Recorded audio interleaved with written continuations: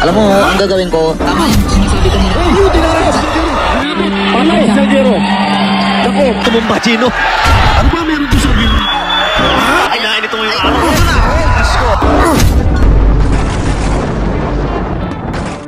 Kasama sa inaabangan ng mga Pinoy boxing fans mga bro, ang mga laban nitong si Donnie Ahas Nietes na 4 Division World Champion.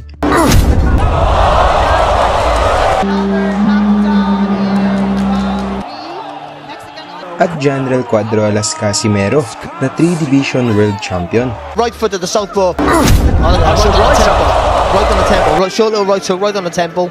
And he does it again, doubles it up again, but the first one with all the damage. He jumps in with a body shot, which initially I thought was what had done it, and then he lands with 2 right.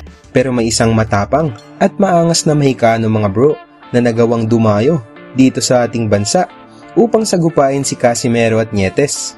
Ito ay ang tigasing Mexican boxer mga bro na si Felipe Salguero na nagpapahirap ng husto kay Donnie Ahas Nietes.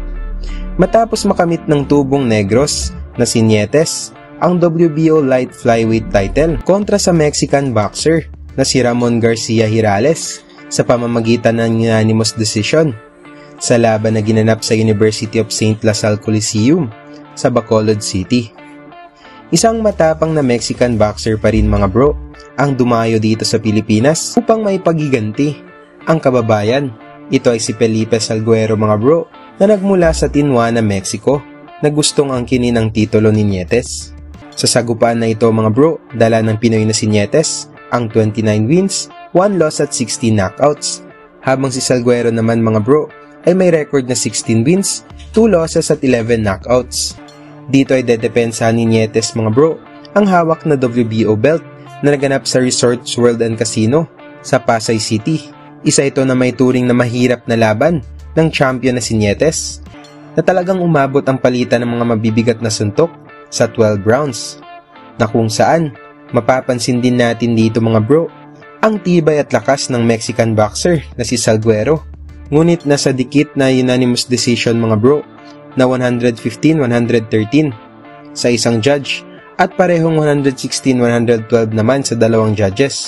Still WBO Junior Flyweight Champion of the World.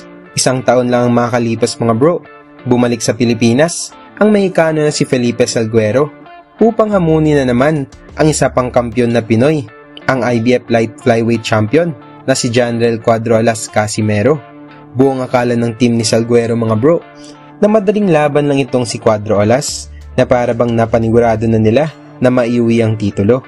Ang hindi nila alam mga bro na mas mabagsik pa pala kay Ahas Nietes ang kanilang babanggain. Kaya tara na mga bro, ating panoorin kung paano winasak at ginulat ni Casimero ang pambato ng Mexico na kung saan bumagsak si Salguero ng 3 beses at winakasan na ito sa round 11. Ang sagupaang Casimero mga bro na may 18 wins, 2 losses at 10 knockouts versus Salguero naman na may 18 wins, 4 losses at 13 knockouts. Ito ay pangatlong depensa ni Cuadrolas sa IBF Flyweight title. Sa pagbungad ng unang round mga bro, bodega na kaagad ni Casimero ang pinuntirya ni Salguero.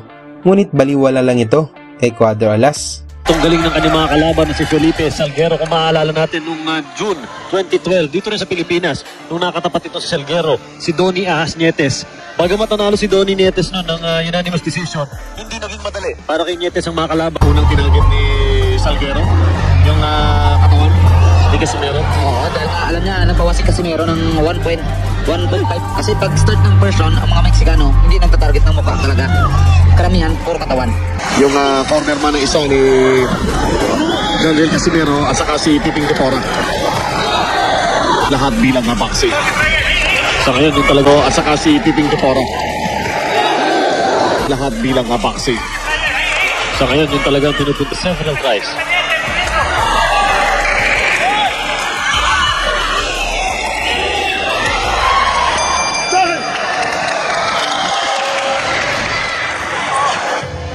Akala nyo sa Las Vegas sila makikita ha? Kompleto ang dalawang bata.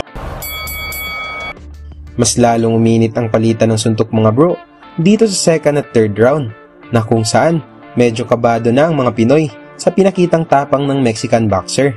Silipin ng ating kanya kasing trainer, si Pedrin Mora. Yan ang gusto ko. Pag prepare ka dyan, may video na, may YouTube na ngayon. Kasi makikipagpalitan doon siya. Yun ang pag nag-prepare ka dyan, may video na, may YouTube na ngayon. Di ba dapat? Kaya lahat ng mga Meksikano na kakalaban ko, natatakot. Bombahan agad natin ang nakikita natin dito. Kasi tama si Marty, alam na pagkakain. Sit up ato siya.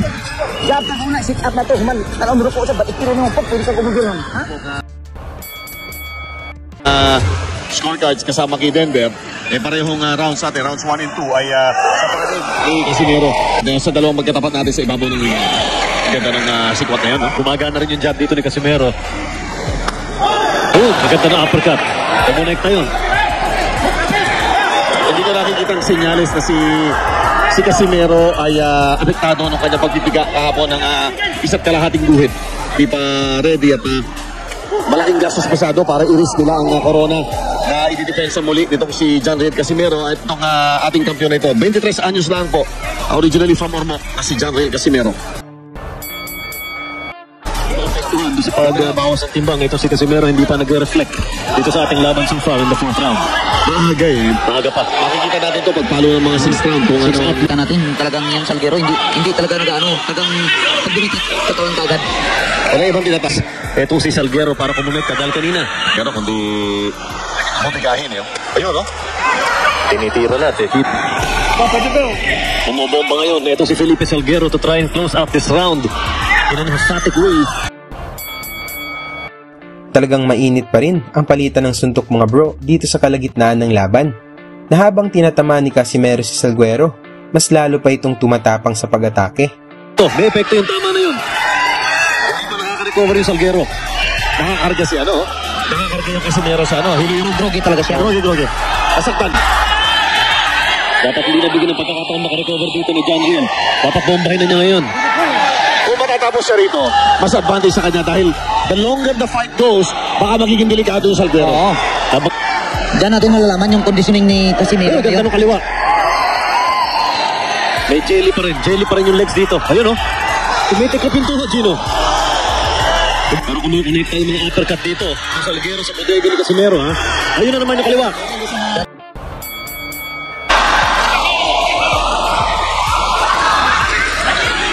Basta ko si Salguero siyempre doon sa kanan.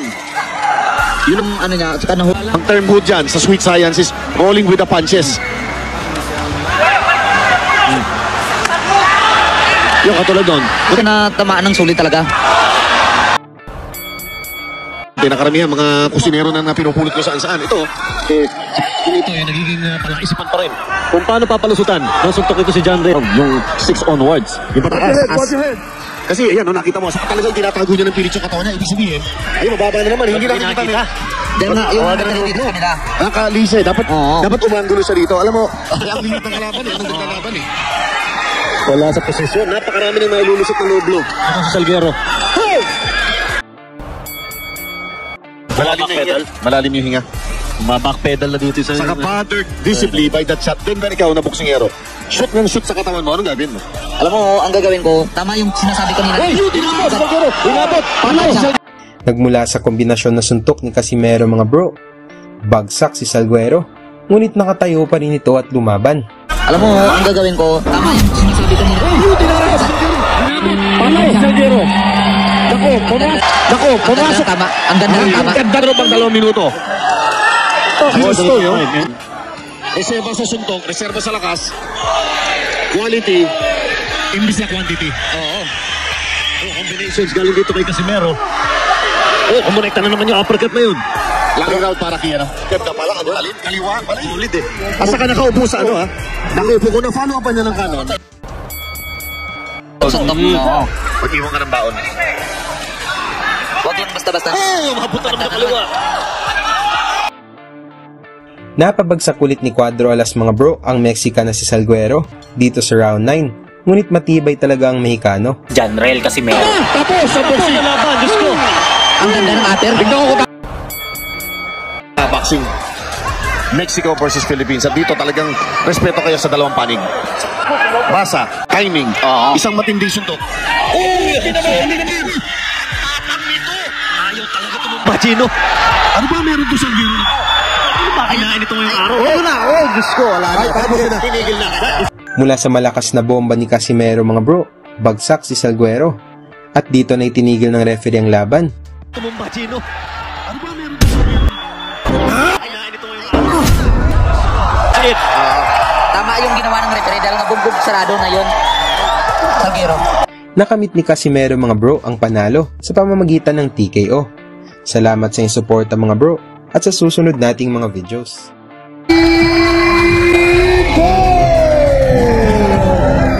Lagi niyong sundan, huwag magpapahuli. Pag-usapan ay bakbakan, balita niya at laban. Mga Pinoy na di nagpapagapi. Salamat sa mga suporta na lagi nandyan.